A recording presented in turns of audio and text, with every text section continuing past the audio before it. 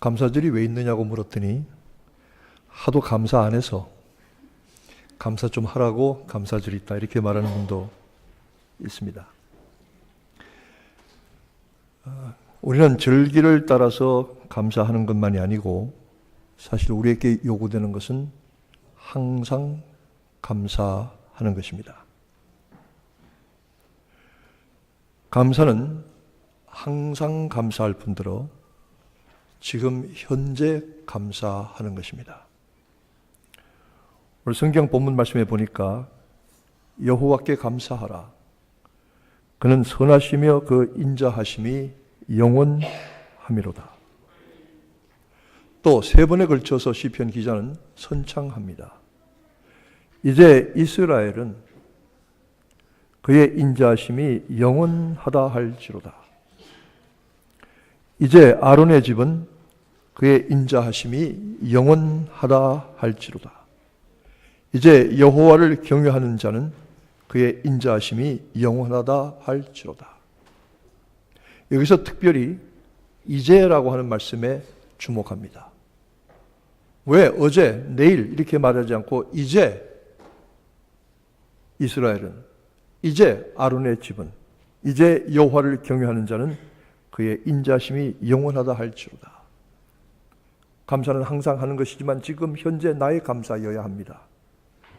우리가 이 자리에 오기까지 여러 가지 일들과 어려운 일들, 삶의 풍랑을 겪었다고 할지라도 하나님은 지금 이 자리에서 감사를 받으셔야 합니다. 하나님께 감사하게 되기를 주님의 이름으로 축원합니다. 감사는, 그리고 사랑은 특별한 관계에 있는 사람들만 나눌 수 있는 비밀입니다. 아무에게나 감사하거나 아무에게나 사랑을 주고 받을 수는 없습니다. 그러나 그 감사와 사랑의 깊은 비밀은 서로 나누는 사람들끼리 깨닫고 알게 되는 것이죠. 1960년대에 한국에서 많은 젊은이들이 그리고 고학력자들이 서독에 간호사와 광부로 갔습니다. 그때의 간호사로 갔던 한 사람의 간증을 저는 잊지 못합니다. 그가 외과 병원 수술실에 근무할 때에 마침 그 가운데서는 혀에 암이 생겨서 혀를 잘라야만 살아남을 수 있는 환자가 한 사람 들어왔습니다. 의사가 전신 마취를 하고 혀를 자르기 전에 아직 그 혀로 할 수 있는 한마디 말이 있다면 마지막으로 무슨 말을 남기겠는가? 그랬더니 그 환자는 잠시 기도한 후에 눈물을 흘리면서 그가 이제는 잘라내야 하는 그 혀의 마지막 말을 하나님 감사합니다. 하나님 감사합니다. 아무나 할 수 있는 일이, 아무나 할 수 있는 말이 아닙니다. 오늘 우리가 하나님 앞에 감사하는 것은 현재 나의 감사입니다. 내가 어떻게 살았든지 간에, 어떻게 이 자리에 왔든지 간에 하나님께서 지금 나를 통해서 감사 받으셔야 합니다. 하나님께 감사하시기를 축원합니다. 감사는 모든 믿음의 근본이 되는 것이 감사입니다. 우리의 예배도 감사가 그 근본이 되어야 합니다. 오늘 이 예배에 나와 있는 것은 우리가 무슨 예배를 통하여 기쁨을 받고 영적으로 충만 얻고 양식을 얻고 세임을 얻고 기도 응답을 받는 것도 중요하지만 이 예배의 목적은 오직 한 가지, 하나님께서 감사 받으시기를 원한다. 하나님께서 나의 모든 감사를 받으시기에 원하기 때문에 이 자리에 나와서 예배하는 것이다. 여러분의 예배의 가장 최고의 조건이, 이유가 하나님께 드리는 감사가 되시기를 축원합니다. 기도의 조건도 감사합니다. 아무것도 염려하지 말고 오직 너희 구할 것을 감사함으로 하나님께 아뢰라. 감사함으로 하나님께 아뢰라. 그리하면 모든 지각에 뛰어난 하나님의 평강이 그리스도 예수 안에서 너희 마음과 생각을 지키시리라. 빌립보의 감옥에 사슬에 매여 죽을 날을 기다리던 사형수였던 바울 사도가 로마의 감옥에서 빌립보 교회 성도들에게 말하기를, 아무것도 염려하지 말고 오직 모든 일에 기도와 간구로 너희 구할 것을 감사함으로 아뢰라. 우리의 기도의 조건과 이유도 감사입니다. 교회를 섬기고 주님을 섬기는 일도 감사가 조건이 되기를 바랍니다.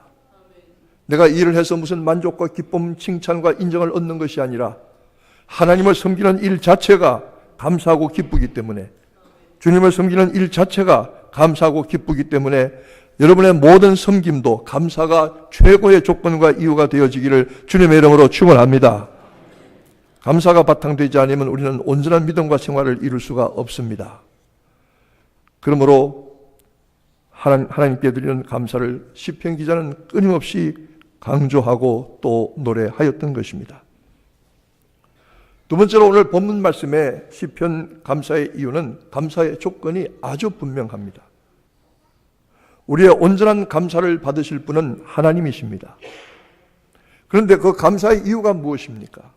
오늘 시편 기자는 시편 118편 1절에서 4절까지 그리고 마지막 29절에 일관되게 말하기를 하나님께 감사하라. 그는 선하시며 그 인자하심이 영원함이로다. 여러분, 우리가 하나님께 감사하는 이유는 하나님께서 선하시기 때문입니다. 하나님께서 인자하시기 때문입니다. 선함과 인자는 하나님만이 가지신 거룩하고 온전한 성품입니다.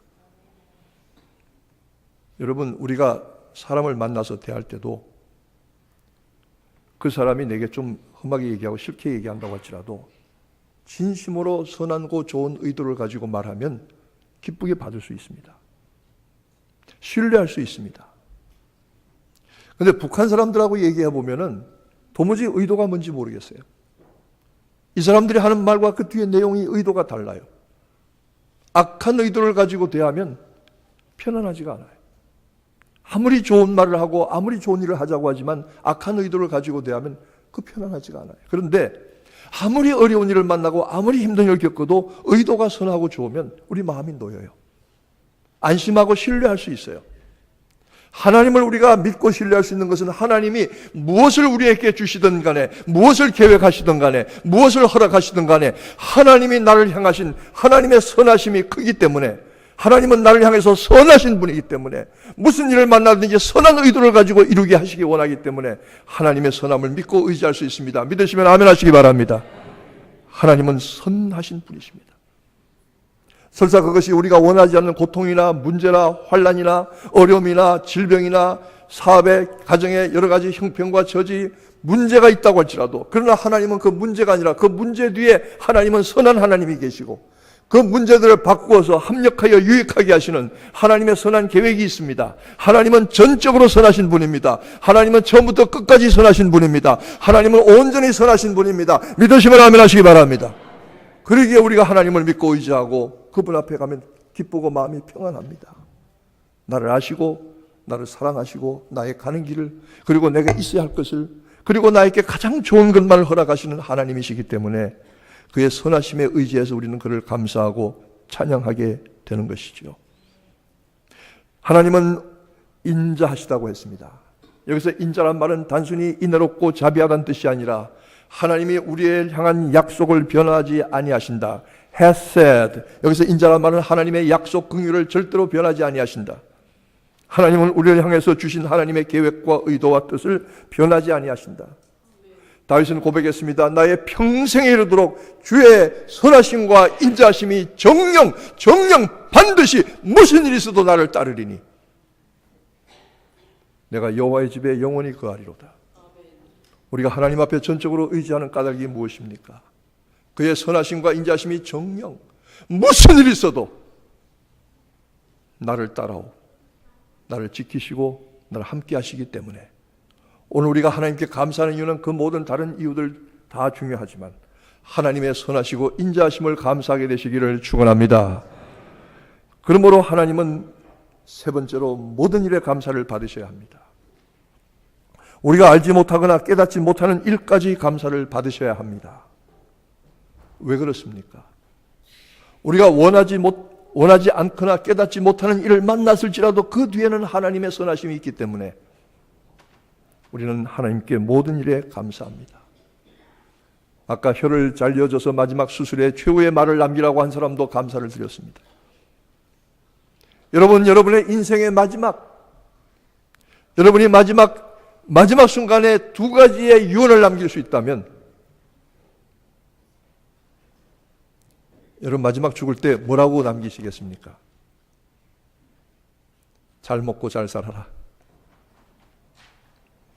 여러분, 우리가 마지막 때 남길 말은 두 가지입니다. 하나님을 향해서 하나님, 나의 평생에 선하신 하나님 감사합니다.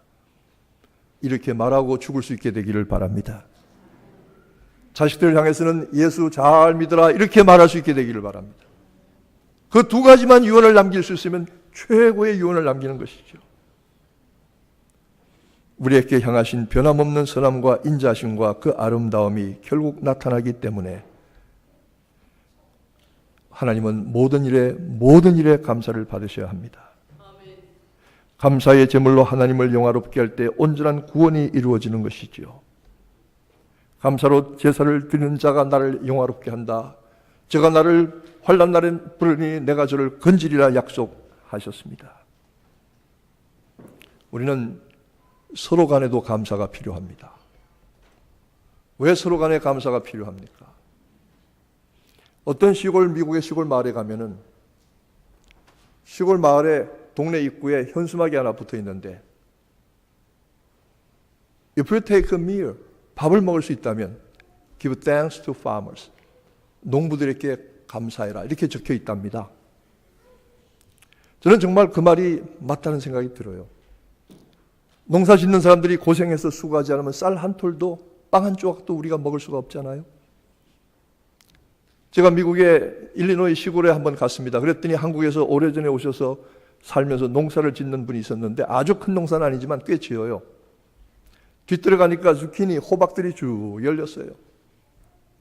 호박 참 많이 열렸네요. 이거 팔면 큰 돈 되겠네요. 그랬더니 목사님, 이거 가져가면요, 내가 1년 동안 그렇게 고생했는데 한 개 5전 줍니다. 5전.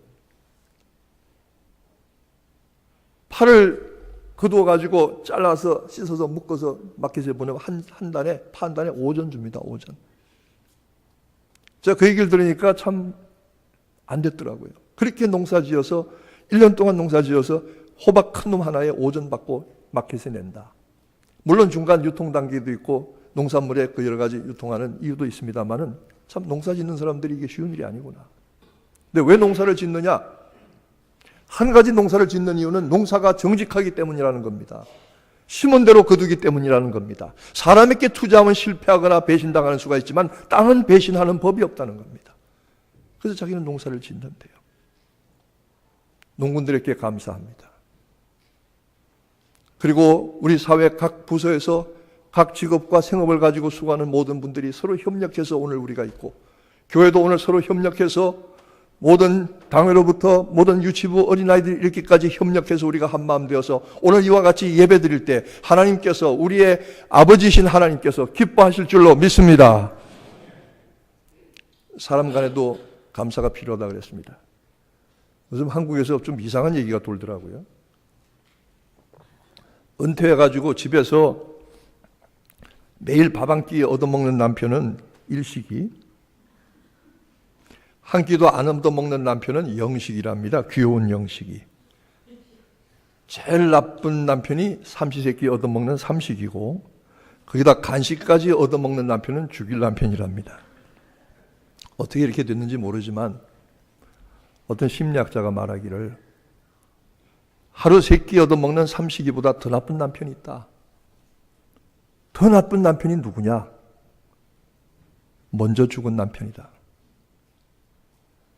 사랑하는 남편이 먼저 죽고 나면 그 아내가 심장마비가 걸릴 확률이 6배가 높아진답니다. 그래서 저는 웬만하면 안 죽고 오래 살기로 작정했습니다. 어떤 사람을 위해서. 허수아비라도 좋으니 내 식구 내 가족 있는 거 좋고,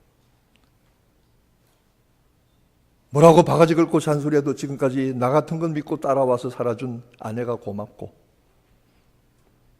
여러분 서로가 감사하게 되기를 바랍니다. 우리 주변에 있는 모든 것들과 모든 일들에 감사합니다. 감사는 그 가운데 평안이 있게 하고, 감사는 그 가운데 화목이 있게 하고, 감사는 그러함으로 하나님의 의를 이루는 것이지요. 하나님의 성품을 온전히 배워 알게 될 때 우리는 감사가 왜 우리 믿음과 생활의 근본이 되는지 깨닫게 됩니다.